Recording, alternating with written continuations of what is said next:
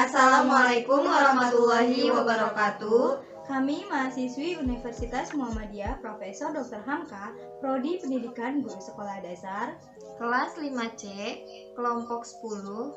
yang beranggotakan saya Rohadatul Ais, Saya Syafira Eka Nurhaura. saya Adina Kamalia. Pada video kali ini kami akan menyampaikan materi yaitu supervisi tenaga kependidikan. Selamat menyaksikan. Pengertian dari supervisi. Supervisi adalah kegiatan pengawasan yang dilakukan oleh kepala sekolah untuk membantu guru dan juga tenaga kependidikan lainnya guna meningkatkan mutu dan efektivitas penyelenggara pendidikan dan pembelajaran. Konsep dari supervisi tenaga kependidikan. Tenaga kependidikan adalah tenaga yang bertugas untuk merencanakan dan melaksanakan administrasi, pengelolaan, pengembangan, pengawasan, dan pelayanan teknis untuk menunjang proses pendidikan pada satuan pendidikan. Menurut UU nomor 20 tahun 2003 pasal 39 layanan kursus nomor 1. Supervisi tenaga kependidikan adalah supervisi yang dilaksanakan oleh kepala sekolah kepada tenaga kependidikan yang terkait dengan pengelolaan administrasi pendidikan sehingga akan menunjang proses pendidikan di sekolah. Ruang lingkup dari tenaga kependidikan yaitu yang pertama ada kepala sekolah. Kepala sekolah mengelola sekolah dengan memberdayakan sumber daya untuk terjadinya pembelajaran yang efektif. Selanjutnya ada pengawas sekolah. Pengawas sekolah melakukan supervisi terhadap kinerja sekolah dan pembelajaran serta dokumen penunjang. Selanjutnya ada tenaga tata usaha sekolah, yaitu melaksanakan administrasi sekolah dan pelayanan kepada pelanggan. Selanjutnya ada tenaga perpustakaan, melaksanakan pelayanan penggunaan sumber belajar. Yang terakhir ada tenaga laboratorium, melaksanakan pelayanan penggunaan laboratorium. Selanjutnya ada aspek-aspek supervisi tenaga kependidikan. Supervisi tenaga kependidikan yaitu menitik beratkan pada pemantauan, pembinaan, dan pembimbingan pada aspek-aspek pengelolaan dan administrasi sekolah yang berfungsi sebagai pendukung terlaksananya pembelajaran. Selanjutnya ada prinsip-prinsip supervisi tenaga kependidikan.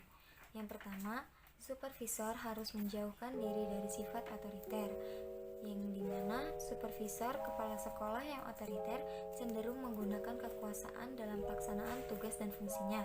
Ketika berhadapan dengan orang lain dan menanggapi masalahnya, mereka akan menanyakan kedudukannya sebagai apa dalam lembaga dan organisasi. Yang kedua, mampu menciptakan hubungan yang harmonis. Di dalam rangka mewujudkan tujuan pendidikan di sekolah, hendaknya supervisor dapat menjalin suatu hubungan yang harmonis kepada tenaga kependidikan lainnya. Hubungan kemanusiaan yang harus diciptakan harus bersifat terbuka, kesetiakawanan, dan informal, sehingga tidak akan ada pihak yang merasa dirugikan atas apa yang telah dilakukan oleh pihak lainnya. Yang ketiga, dilakukan secara berkesinambungan. Supervisi bukan tugas bersifat sambilan yang hanya dilakukan sewaktu-waktu jika ada kesempatan, tetapi melainkan dilakukan secara bertahap, terencana, dan berkelanjutan. Yang keempat, program supervisi harus integral, di mana di dalam setiap organisasi pendidikan terdapat bermacam-macam sistem perilaku dengan tujuan yang sama, yaitu tujuan pendidikan. Supervisi yang dilaksanakan oleh kepala sekolah harus mampu mengaitkan antara komponen-komponen standar nasional pendidikan dengan pengelolaan administrasi sekolah. Yang kelima, supervisi harus komprehensif. Program supervisi harus mencakup keseluruhan aspek dan komponen supervisi manajerial yang meliputi administrasi dan operasional sekolah. Yang keenam, supervisi harus konstruktif, yaitu di mana supervisi yang dilakukan oleh kepala sekolah harus diarahkan pada peningkatan tenaga kinerja kependidikan dalam rangka meningkatkan mutu penyelenggaraan sekolah. Yang terakhir, ada supervisi harus objektif, yaitu di mana perencanaan, pelaksanaan, dan penilaian program supervisi harus dilakukan berdasarkan fakta-fakta permasalahan sekolah. Perencanaan supervisi itu harus berdasarkan permasalahan dan kebutuhan nyata yang terdapat di sekolah tersebut. Selanjutnya, ada langkah-langkah supervisi tenaga kependidikan. Yang pertama, supervisi tenaga kependidikan. Yang kedua, pelaksanaan supervisi tenaga kependidikan. Yang ketiga, ada tindak lanjut supervisi tenaga kependidikan. Perencanaan supervisi tenaga kependidikan. Menyusun program supervisi tenaga kependidikan meliputi 5 hal. Yang pertama, latar belakang landasan hukum, merumuskan tujuan dan indikator keberhasilan. Yang kedua, hasil supervisi tahun sebelumnya. Yang ketiga, menetapkan sasaran dan jadwal. Yang keempat, memilih pendekatan, teknik dan model. Yang kelima, memilih dan menetapkan instrumen. Pelaksanaan supervisi tenaga kependidikan. Yang pertama, kepala sekolah meminta tenaga kependidikan untuk memaparkan hasil kinerjanya. Pemaparan difokuskan pada komponen-komponen yang terdapat pada instrumen. Yang kedua, kepala sekolah melakukan pengamatan terhadap bukti-bukti fisik yang disajikan tenaga kependidikan. Yang ketiga, kepala sekolah melakukan konfirmasi dan meminta penjelasan terhadap hasil kinerja tenaga kependidikan yang bersangkutan. Yang keempat, kepala sekolah melakukan pencatatan hasil supervisi yang telah dilaksanakan. Yang kelima, kepala sekolah menyampaikan hasil catatan supervisinya dan memberikan saran-saran untuk memperbaiki kinerja tenaga kependidikan yang bersangkutan. Selanjutnya adalah tindak lanjut hasil supervisi tenaga kependidikan. Di antaranya adalah yang pertama mengumpulkan hasil supervisi tenaga kependidikan. Yang kedua, menginventaris item-item komponen yang rendah-rendah. Yang ketiga, menganalisis hasil supervisi tenaga kependidikan. Yang keempat, membuat program perbaikan kinerja tenaga kependidikan. Yang kelima, pembinaan umum tentang perbaikan kinerja tenaga kependidikan. Dan yang keenam, melaksanakan program perbaikan kinerja kependidikan yang diantaranya terdapat in-house training, di mana peningkatan kompetensi teknis masing-masing tenaga kependidikan. Selanjutnya ada konsultasi antara tenaga kependidikan dengan kepala sekolah atau supervisor. Dan yang terakhir, memberi penghargaan atau reward kepada tenaga pendidikan yang melakukan tugasnya dengan baik. Selanjutnya ada penilaian tenaga kependidikan.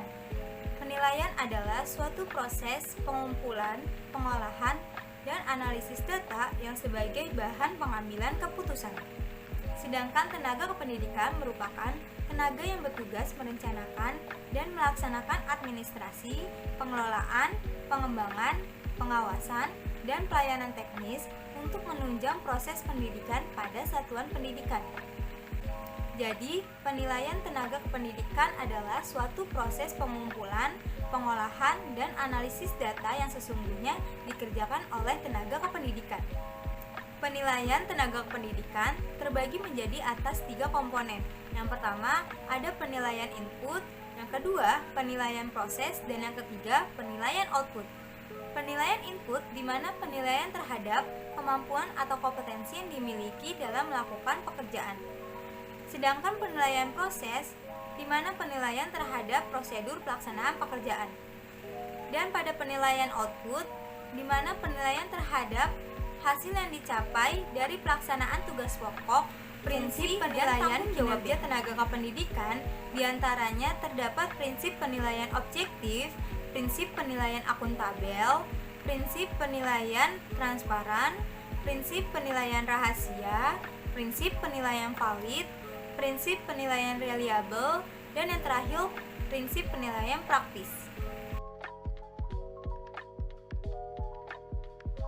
Yang terakhir ada prosedur penilaian kinerja tenaga kependidikan yang diawali dengan tahap persiapan dan dilanjutkan dengan tahap pelaksanaan penilaian, yang dimana cara mendapatkan penilaian objektif dapat dilakukan dengan pengamatan, wawancara, atau dokumentasi, dan dilanjutkan dengan tahap verifikasi.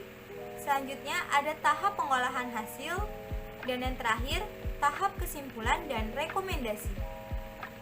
Kesimpulannya, supervisi tenaga kependidikan adalah supervisi yang dilakukan oleh kepala sekolah kepada tenaga kependidikan yang terkait dengan pengelolaan dan administrasi pendidikan sehingga dapat menunjang proses pendidikan dan pembelajaran di sekolah.